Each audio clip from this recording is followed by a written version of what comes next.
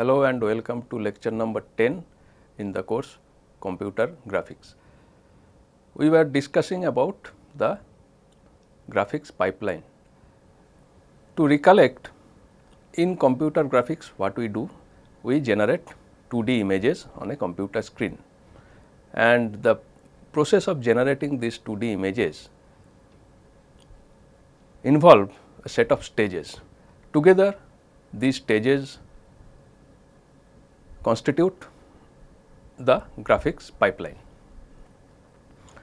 So, let us have a relook at the 3D graphics pipeline. When we are talking of 3D graphics pipeline, just to refresh our memory, we are talking of creation of a 2D image from a 3D description of a scene.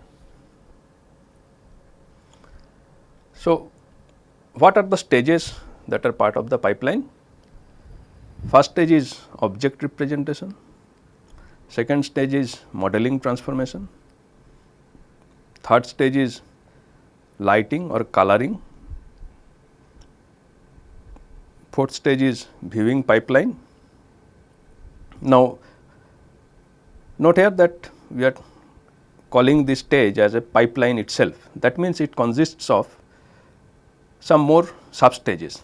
There are 5 such sub stages: viewing transformation, clipping, hidden surface removal, projection transformation, and window to viewport transformation. And the final stage is scan conversion, also called rendering. Among these stages, in the previous few lectures we have covered the first stage, that is object representation. So, we now know how we can represent the objects that constitute a scene. Again, if I may repeat, the idea of computer graphics is to convert this representation to a sequence of zeros and ones, and that conversion takes place through the execution of these stages. The very first stage is object representation, which we have already discussed. Today, we are going to start discussion on the second stage, that is modeling, also called geometric transformation. So, what is there in this stage? Now, when we talked about representing objects in the earlier lectures, what we implicitly refer to is that the objects were represented individually. Now, when we are defining those objects individually, we are implicitly using one coordinate system that is typically called local or object coordinate system. So, for each object definition, we are having a local or object coordinate. Now, within this coordinate system, we are defining the object. What that means? That means, at the time of defining the objects, we are actually not bothering too much about the object shape, size and position relative to other objects. So, we have defined an object, but in a scene there may be multiple objects, where this particular object may have a relative size or relative position or a relative orientation. But when we are defining the object in its own local coordinate, we are not paying too much attention to those factors. But when we are going to compose a scene which constitutes all the objects that we have defined, the objects need to be assembled together. Now, when we are talking of assembling the objects, what it means? It means that the objects should be put in a way such that the overall scene becomes perceptible. So, the object shape, size, orientation now is very important. So, when we are defining objects in its own coordinate, those things are not important, but when we are assembling them it becomes important. So, when we are trying to compose a scene by taking care of the relative shape, size, orientation and position of the objects with respect to other objects, we are again implicitly assuming another coordinate system, that is typically called the scene or more popularly the world coordinate system. So, earlier we dealt with local or object coordinate system. Now, we have to deal with another coordinate system, that is popularly known as the world coordinate system. And as I said, in world coordinate system, the shapes, sizes, positions, orientations of these individual objects needs to be taken care of, so that we can construct the scene. So, those become very important now in the world coordinate system. How we can do that? So, earlier we have defined objects in their own coordinate system without bothering about the relative shape, size, position, orientation, etc. Now, we are going to assemble them together in the world coordinate scene, and now we have to think about those shapes, sizes, positions, orientations, so that the scene becomes perceptible. We can do that by applying some operations, by performing some operations. These operations will transform the objects from its local coordinate to world coordinate. So, in order to create the scene by assembling the objects together, which in turn are defined in their own coordinate system, what we need to do? We need to perform some operations to transform the objects from their local coordinate description to world coordinate description.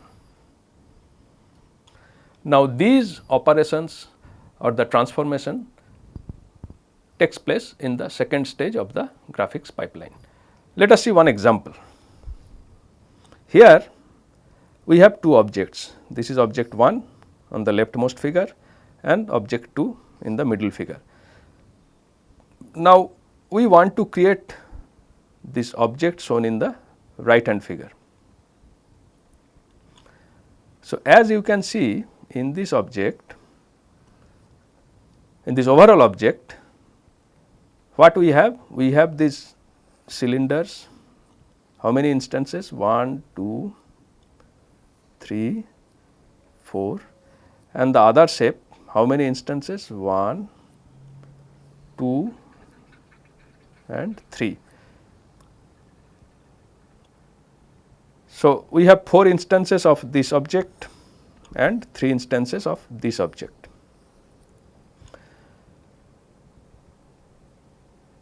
And the way these objects are defined in their own coordinate system are not the same as the way they are defined in this scene, which is on the right hand side. Here, as you can see, here the orientation is different, size is also different in all the 4 instances. Same is true for the other objects, the instances of the other objects. So, these coordinates where the objects are originally defined are the local or object coordinates. The coordinate here represented by the principal axis x, y, z in the right hand figure is the world coordinate. Here we are assembling multiple instances of the original object definitions to construct the overall object. And as you can see here, in order to do that, it is very important that the objects are put into proper place, in proper orientation and proper size. So, that is what is the job of the transformation that takes place in the second stage. Now, since these transformations change some geometric properties or takes place on the geometry of the object definitions, we call these as geometric transformations. Also it is known as modeling transformations.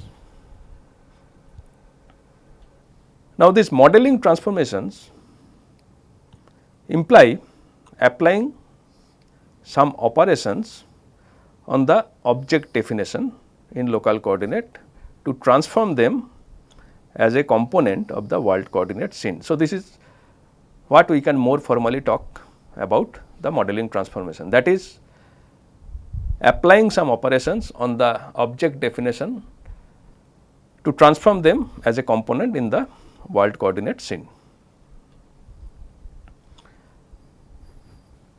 What are those operations? In fact, there can be many such operations. We will soon see what are those operations, but all the operations can be derived from a set of basic operations. So, although we can in principle apply many operations, but these operations can be thought of as derived from a set of basic operations. Now, let us have a look at those basic operations. There are actually 4 such basic operations: translation, rotation, scaling and shearing. Translation, all of us know what it does. It translates object from one position to another position. In rotation, what we do? We rotate the objects by some angle either in clockwise or anti-clockwise direction around some axis. With scaling, what we can do? We can reduce or increase the object size. And finally, with shearing, we can change the shape of the object. It may be noted here that shearing is in a stricter sense not a basic transformation, and it can be derived as a composition of rotation and scaling. However, for simplicity we will assume that this is a basic transformation and we will treat it accordingly. So, then let us recap. So, we have 4 basic transformations: translation, rotation, scaling and shearing. Among them, shearing changes the shape of the object, scaling changes the size of the object, translation and rotation changes the position and orientation of the object. Now, I am assuming that you have some idea of these operations, and you may be knowing that these operations change the geometric properties of the objects in terms of changing their shape, size and location. Since that is the case, so we call these transformations as geometric transformation. So, we can call the operations performed in the second stage as either modeling transformation or geometric transformation. Now, let us go into a little deeper discussion on each of these transformations. Let us start with translation. What happens in translation? As you can see, suppose we have a original point here in this reference frame, which is denoted by P with coordinate x and y. Through translation, we can reposition the point to P dashed with new coordinates x dashed and y dashed. So, essentially we are displacing this point to another point by an amount T x and T y to get the new point, and this displacement takes place along the x and y direction. So, using this knowledge we can actually derive the new coordinate with respect to the old coordinate. What it will look like? So, the new coordinate, the new x coordinate will be x plus the displacement amount along the x direction, and the new y coordinate will be the original y coordinate plus the displacement amount along the y direction. So, these are simple derivations and simple to formulate. And these are the relationships between the new and the old x and y coordinates of the points. Now, these displacements can be thought of in different ways. So, if we are moving along positive x axis or positive y axis, then we call it positive displacement. If we are moving along negative x axis or negative y axis, we call it negative displacement. So, the sign of the amount Tx or Ty will be different for positive or negative displacements. Now, let us shift our attention to rotation. Now, in case of rotation, we do not have horizontal or vertical displacements, instead we have angular displacement. In other words, the point moves from one position to another on a circular track about some axis. So, here we are having angular displacement and the point is moving around some axis. We follow some convention typically, that is, if the movement is counterclockwise, then it is positive angle of rotation. So, consider this example here. We have the original point here and now we are having the point after rotation.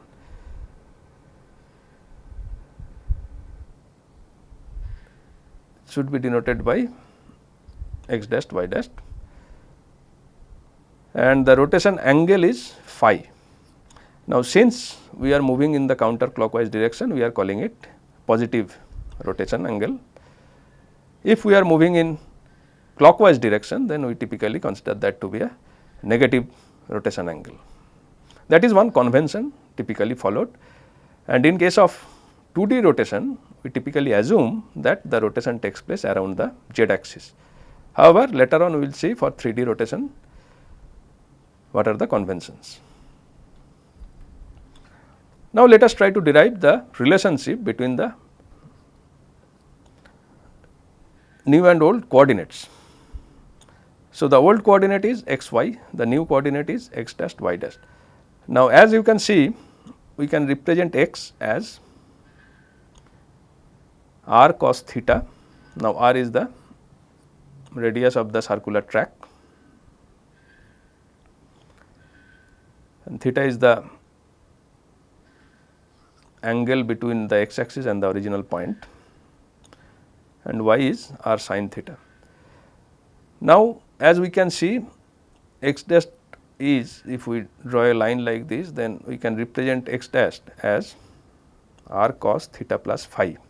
Now, if we expand, then we will get r cos theta cos phi minus r sin theta sin phi. Since r cos theta is x, so it is x cos phi, and since r sin theta is y, so it will be y sin phi. So, similarly, for y dash we can have a similar expression x sin phi plus y cos phi. These two are relationship between the old coordinate of the point and the new coordinates of the point.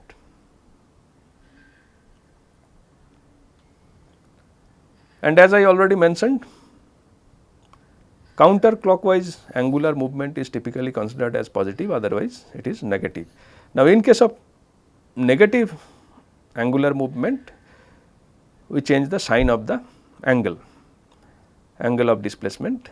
Instead of phi, we will use minus phi. That is the only change we make. So, we have learned about translation and rotation. How we can apply these transformations to the points?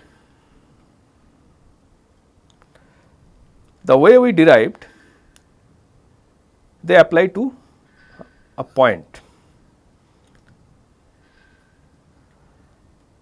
For an object, we have many points. So, single application to a point will not be sufficient. So, what we need to do? We simply apply on all the points that make up the surface. Now, you may be thinking that that is impossible because there may be infinite number of points on a surface. However, we can actually do that by applying the transformations to all vertices in a vertex list representation or all the control points for a spline surface.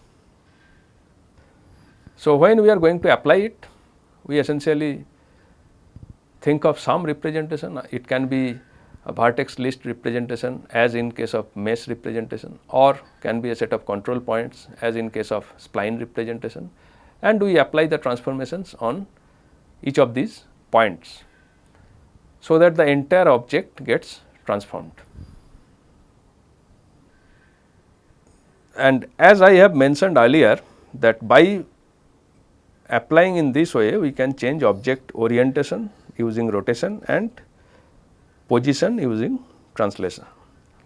So, by applying rotation on all the vertices or all the control points, we can change the orientation of the object, and by applying translation on all the vertices or all the control points, we can change the position.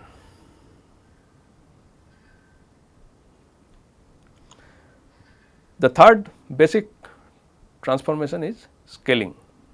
What happens in scaling? It changes the size. Now, changes can take place in both the ways, either it can decrease or it can increase. So, both increase and decrease of the object size is possible with scaling.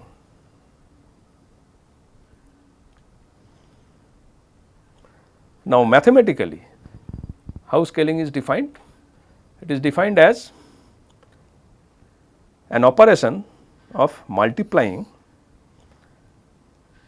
object coordinates by some scalar quantity. Now, these scalar quantities are known as scaling factors. So, essentially we are multiplying scaling factors to the coordinate values to scale up or down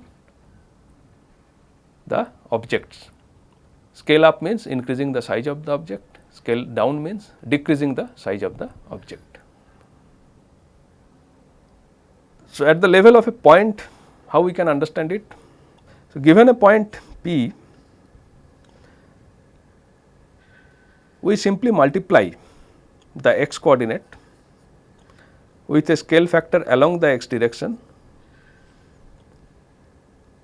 and a scaling factor along the y direction. We multiply this to the y coordinate to get the new point x dash y dash. So, the relationship between the old and new coordinates will look something like this. So, the new coordinate x dash can be represented in terms of x in this way, and the new coordinate y dash can be represented in terms of y in this way, where Sx and Sy are the two scaling factors along the corresponding axis directions. For example, here we have one object and we are using scaling factor along x direction to be 1/3 and scaling factor along y direction to be half. Now, if I multiply these scaling factors to the x and y coordinates of the vertices, I will get 4 new vertices as shown here in this right hand figure. Now, these vertices together will represent the object. Since the scaling factors are less than 1, that means we are scaling it down or decreasing the size. So, like in case of translation or rotation, here also we did the same thing, that is we applied the scaling operations to all the points that define the object. Now, if we are using mesh representation, then those points are essentially the vertices or the vertex list. If we are using a spline representation, then these points are essentially the set of control points. And we apply scaling factor to each of these points to get the new objects, the new points that define the object. Here we should note one thing. So, if we are using the same scaling factor along both x and y direction, then this type of scaling is called uniform scaling. Otherwise, what we do is differential scaling. In the example, we have seen that the scaling factor along x direction is 1/3 and along y direction is half. So, they are different. So, we actually followed a differential scaling in the example. Now, when the scaling factor is, when say Sx is greater than 1, then along the x direction we are scaling up. When Sy is greater than 1, then along the y direction we are scaling up or increasing the size. Now, when both are greater than 1, then along both the directions we are increasing the size. Similarly, when Sx is less than 1, we are reducing or scaling down the size along x direction. Similarly, when Sy is less than 1, we are reducing or scaling down the size along y direction. When both are less than 1, then we are scaling down along both directions simultaneously. And of course, if Sx equal to 1 or Sy equal to 1, then there is no change in size.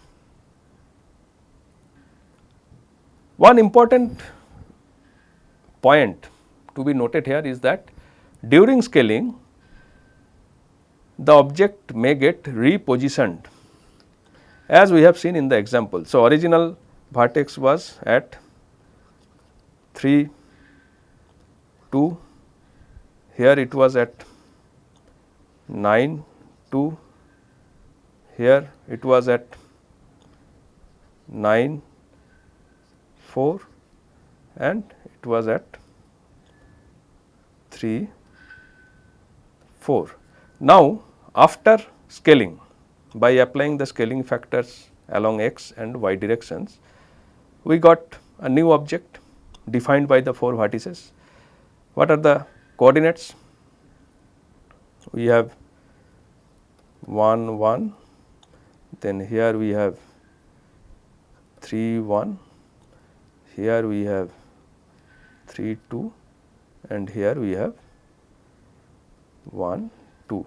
Now, as you can see, the vertices got repositioned. So, that is one of the effects of scaling. One effect is changing the size, other effect is it may lead to repositioning of the objects. The final basic transformation is shearing. What happens in shearing? Here we basically change the shape of the object. So far the transformations that we have learned deal with changing the position, orientation and size. Now, the final or the fourth basic transformation, shearing, allows us to change the shape also. As you can see in this example, so we have one object here which after shearing gets transformed to this object with a change in shape. Now, like scaling, shearing also essentially refers to multiplication of shearing factors along the x and y directions on the original object or on the original point. So, if original point is x then we multiply it with the shearing factor to get the transformed point x dash, and same is true for y also. But the relationship is slightly more complicated than scaling. Here the new point is obtained by addition plus multiplication. So, the new point is an addition of the old coordinate and a term which is a multiplication of the old coordinate with the shearing factor along that axis. But note here that to get x dash, the new x coordinate, we use old x coordinate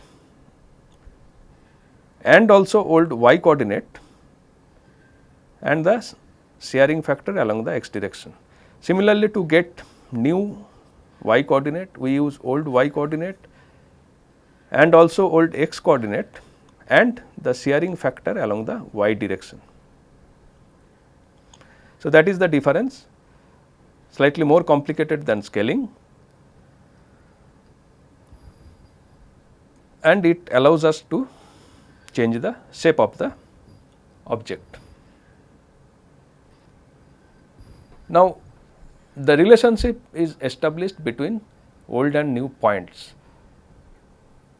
Like in the previous cases, previous three transformations, in case of shearing also we can actually apply the operations on all the points on the surface to change the shape of the whole surface. If we are following a mesh representation, the surface will be represented in terms of its vertices in the form of a vertex list. So, we apply shearing on all the vertices. If we are using spline representation, then the surface will be represented in terms of a control point grid, and we apply shearing on all these control points in the grid to get all our transformations. Like scaling, here also repositioning may take place. Let us see this example again. Let us consider one vertex. This is 9 and 2. This vertex 9, 2 changes to, as you can see here, 10, 2. Another vertex 9, 4 also changes and becomes 11, 4. Similarly, you can see the other vertices, like here it becomes 4, 2, whereas earlier it was 3, 2. This vertex becomes 5, 4 from here, which was 3, 4. However, you may note that it is not necessary that all vertices change their position. So, all vertices may not reposition during a shearing transformation. Also, you can see here that it is not mandatory to perform shearing along both the axes simultaneously. As you can see here, that along y axis the shearing factor is 0. So, we are not shearing along y axis, whereas we are shearing along the x axis. So, both scaling and shearing have this property that they may reposition the object, they may reposition all or some of the points that define the object. So, these are the 4 basic transformations, and when we are actually trying to transform an object, we can apply these basic transformations in sequence, in multiple numbers, in different ways to get the desired transformation. Now, one point should be noted here, that in order to perform the transformation, we have derived some equations, the equations that show the relationship between the old and the new point. So, if we want to perform the transformation, we have to apply these equations on the old points to get the new points. In fact, these equations are not very handy and convenient for use to build graphics libraries or packages. If we are trying to design a modular graphics system, then these transformations represented in the form of equations may not be a good way to represent the transformations. We require alternative representations, and those representations are there in the form of matrices, and we will also have many advantages if we are using matrices, particularly in the context of building modular systems. So, in the next lecture we shall discuss the matrix representation and why it is useful to represent transformations. Whatever I have discussed today can be found in the chapter 3, section 3.1 of this book, Computer Graphics. So, we will meet again in the next lecture. Till then, goodbye.